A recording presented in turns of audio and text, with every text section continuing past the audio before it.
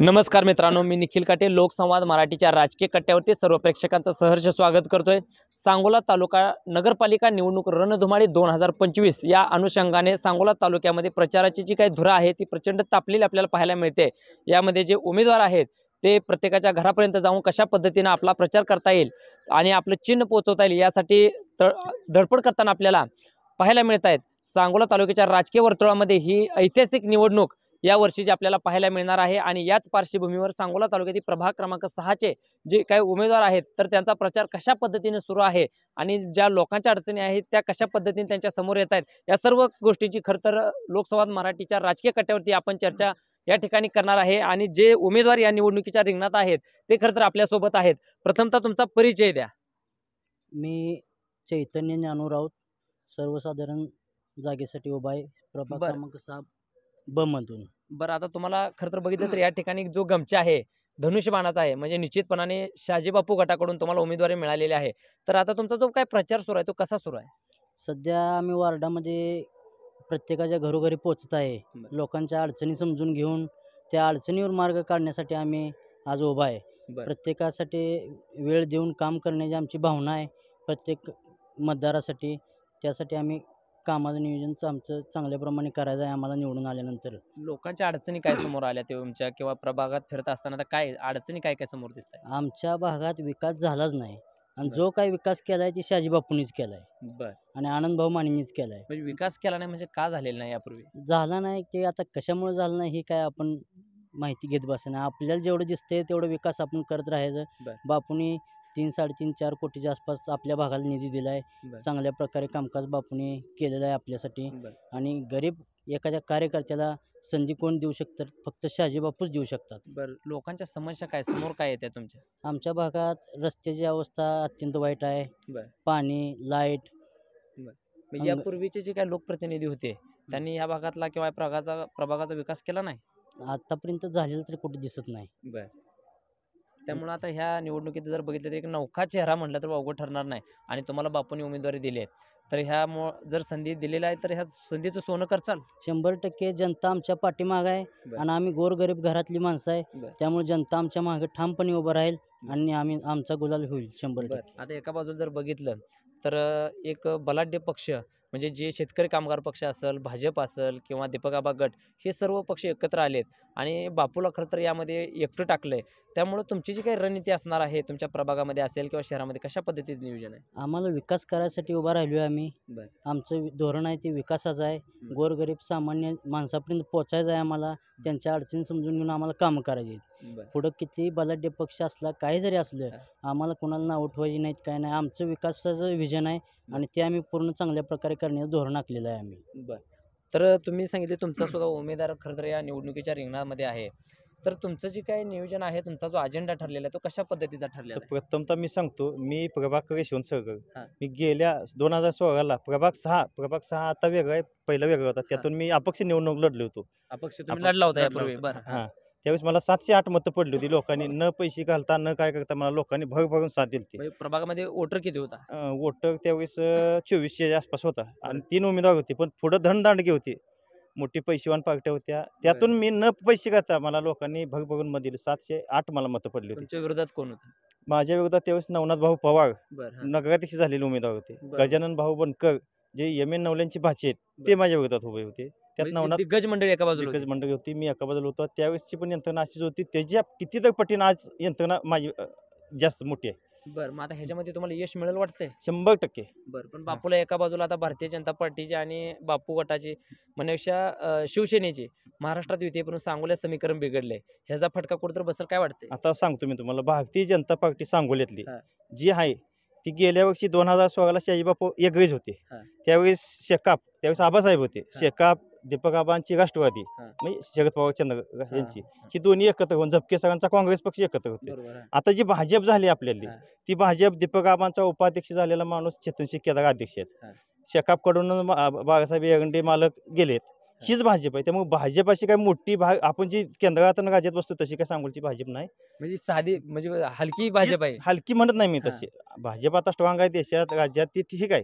हां पण जी भाजप आहे ती ह्याच पक्षातून आणि गेल्या बाग 2016ला शहाजीबापू ही अलगच होते। हां त्यानंतर आता जर त्यावेळीची स्वराची आणि आजची लढाई सांगतो मी. त्यावेळी स्वराला बापू 2-3 टर्म पाठीमागं निवडणूक हरलेले होते. आमदार साहेब सतत गणपतराव देशमुख आमदार होते. आणि 2019ला जे इलेक्शन झालं त्यात बापू निवडून आले आणि बापूने जी झंझावात कामाचा केला शहराचा कायापालट पडण्याचा, ती व्हिजन घेऊन आज आम्ही लढतोय. बापूने जी काय कामं केली ते कामाचा विकास कामाचा जी काय कायापालट केलेला आहे ती घेऊन आज लढतोय. विरोधक पण म्हणतात की आम्हाला शहराचा विकास करायचा, मग बापू आमदार असताना शहराचा विकास झाला नाही असं त्यांचं मत येते. हो का, मी तुम्हाला सांगतो बायपास रस्ता झाला, लक्षात घ्या. अकलूजवरून येणारा शहराला रस्ता झाला. सांगोल्यात प्रशासकीय इमारत मोठी बांधकाम चालू आहे. नगरपालिकेचं आज जी स्टेटसला झळकते नगरपालिका इमारत ती बापूने मंजूर करून आणली आहे. ती बांधकाम चालू, त्याचे पायाभरणीचा खड्डे चालू केलेत. आज आपल्या सांगोल्यात व्यापारी संकुल 16 ते 17 कोटी चालू आहेत. अजून काय पाहिजे मला सांगा. आणि आमचा वार्ड विशेषतः असा आहे, प्रभाग 6 असा आहे तुम्हाला मी सांगतो. प्रभाग 6 आपल्या शहराचं जेवढं क्षेत्रफळ आहे त्यातलं 40% क्षेत्रफळ हे प्रभाग 6 एकट्याला आहे. आणि प्रभाग बाकी जी आहे ती 10 प्रभाग, आता वोटर किती आहेत सगळं प्रभागात? आता वोटर 2839 आहेत. 2839 वोटर आहेत. 39 आहेत. बरं, मग आता ह्याच्यामध्ये जर बघितलं तर एका बाजूला शेतकरी कामगार पक्ष खरं तर म्हणजे स्वर्गीय आबासाहेबांच्या नंतरची ही पहिली निवडणूक आहे आणि आबासाहेबांचा विचार शेतकरी कामगार पक्षाने यावेळेला संपवले आणि डॉक्टर बाबासाहेब जे विद्यमान आमदार आहेत ते भाजपच्या दावणीला जाऊन बसलेत. अशा पद्धतीने जनमानसामध्ये प्रतिक्रिया उमटताना आपल्याला पाहायला मिळते. मग ह्या गोष्टीमुळे कुठंतर शेतकरी कामगार पक्षाची जी कार्यकर्ते होती ती नाराज आहेत आणि त्याचा फायदा कुठंतर तुम्हाला प्रभागामध्ये होईल असं वाटतंय? 100% होणार. कशा पद्धतीने? कसं आहे, शेतकरी कामगार पक्षाला जे उमेदवार पहिल्यांदा जाहीर केला पक्षानं, तोच उमेदवार जर भारतीय जनता पार्टीत गेला, त्याच उमेदवाराला जर तुम्ही मान्यता देत असाल तर चुकीचं वाटते मला थोडं. आबासाहेबांच्या विचाराला ही चुकीचं वाटते मला. आबासाहेबांचा विचार म्हणून मला चुकीचं वाटते. कारण शहाजी बापूंनी पण परवा एक भाषण करताना उपमुख्यमंत्र्यांच्या समोर सांगितलं की मी जिंकलो तरी राजा आणि पडलो तरी बी राजा आहे. मग ही स्टेटमेंट खरं असेल असं वाटतंय तुम्हाला? 100%. कसं? बापूंजी म्हणले 2 राजे इथं होऊन गेले, एक डॉक्टर भाई गणपतराव देशमुख, दुसरे शहाजी बापू. दोघं 40-45 वर्ष एकमेकाविरोधात लढले, पण तालुक्यात किंवा शहरात असं कधीच जे राजकारण तुम्ही पहिल्यांदाच म्हणला ही ऐतिहासिक लढाई आहे. ऐतिहासिक लढाई कसं झालं, हिकून तिकडं तिकून इकडं, ह्याच्यामुळे जी ऐतिहासिक लढाई आहे. मग ह्यातला जो मतदार आहे खरा, तो मतदार कोणाच्या पाठीशी नेमका राहील काय वाटते? हो का, मतदार हा शहाजी बापूंच्याच पाठीशी राहणार. बापूंच्या? हां. आणि नगराध्यक्षाचा उमेदवार जो आहे तो आनंद भाऊ माने एक स्वच्छ चारित्र्यवान नेता आहे. स्वच्छ चारित्र्यवान, त्यांनी काम केले, काम करू दिलं नव्हतं. 15% जी कामं करायला येत होती ती केली त्यांनी. मग आता जो विजयाचा गुलाल असणार आहे नगरपालिकेमध्ये जी किंवा सभागृहात जी जाणारे उमेदवार आहेत शहाजी बापूजी, ते किती जातील वाटते? काय वाटते त्याबद्दल? 23च्या 23 जाणार आणि नगराध्यक्ष पद सुद्धा जाणार. मी तुम्हाला सांगतो तुमच्याकडे येणार सगळं? 100%. कारण कसं आहे तुम्हाला सांगतो मी, ग्राउंड लेवलला बघायला गेलं 3 पक्ष आहेत. ती 3 पक्षातनं तिकीट एकालाच मिळणार आहे. दोघं नाराज असणार आहे. त्या नाराजाचा 100% फायदा हा आम्हाला, शहाजी बापूला, आनंद भाऊला होणार आहे. लोकांच्या तुमच्याबद्दल काय प्रतिक्रिया काय आहेत मतदारसंघामध्ये किंवा तुमच्या प्रभागात फिरताना? आता बघा, आम्हाला भरपूर दबावशाही ह्या त्या गोष्टी चालू आहेत. त्या आम्ही दोघंही उमेदवार नौकं जरी असलो, दबाव तंत्र वापरलं जाते, कुणाकडून वापरलं जाते काय? आता विरोधकाकडून वापरणार की दुसरं कोण वापरणार? काय धमक्या वगैरे येतात? कसलं काय नाही, धमक्याही नाहीत, पण थांबा एक वेळ आम्हाला साथ द्या, संधी द्या. ही म्हणजे प्रतिक्रिया मग लोकांच्या कशा पद्धतीची येते? एक नंबर आहे. आता 100% लोक कोणाच्या गाडीत तेल टाकत नाही, कोणाला काय नाही. सगळी लोक आमच्याकडे उत्स्फूर्त प्रतिसाद आमच्या येतात. लढा, आपल्या भागाचा विकास झाला नाही. भाग हा शेतीप्रधान आहे. म्हणजे नगरपालिका जरी असली तर प्रभाग 6 सगळं वाड्या वस्त्यावर विखुरलेला आहे. या ठिकाणी पिण्याचं पाणी नाही, लाईटच्या सोयी नाही, शेतीचा विजेचा हे आहे, सिंगल पिचच्या लाईटी नाहीत.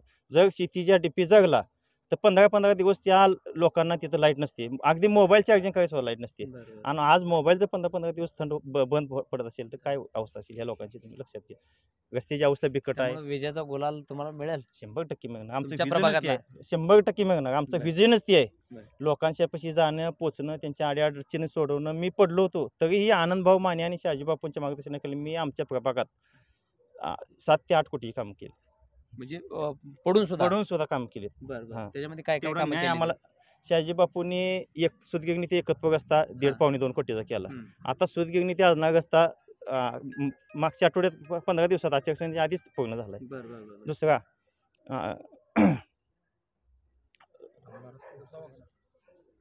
दवाखान्याचं चांडोलवाडीत ब्लॉकचे रस्ते, चांडोलवाडीत मशानभूमी आली, चांडोलवाडीत स्वर्गीय बाळासाहेब ठाकरे दवाखाना, त्या नावाचा दवाखाना आलाय. ब्लॉकचे रस्ते झाले, मुर्मीकरण झाले. म्हणजे असंख्य कामं बापूंच्या माध्यमातून तुम्ही करून घेतलेली. 100% बापूंच्या आणि अनुभवांच्या मार्गदर्शनाखाली भरपूर काम करून घेतलेत. पण अजूनही काम आमची प्रलंबित आहेत. ही मी ठाम सांगतो तुम्हाला. प्रलंबित आहेत. आहेत प्रलंबित बरं. काम. कारण कसं झालं आनंद भाऊला निधी 15% येत होता. बरं. सत्ता विरोधात होती. हं.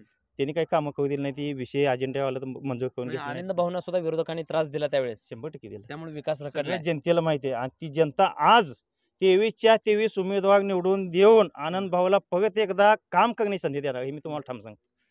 तर आपल्यासोबत प्रभाग क्रमांक 6 मधील 2 उमेदवार आपल्यासोबत चर्चा करत होते आणि त्यांनी सांगितले की आमदार शहाजीबापू पाटील यांच्या माध्यमातून सांगोला शहरामध्ये विविध प्रकारची विकास कामं देखील केलेली आहेत. जी अपूर्ण राहिलेत ते चांगल्या पद्धतीने आम्ही पूर्ण करण्याचा प्रयत्न या ठिकाणी करणार आहे.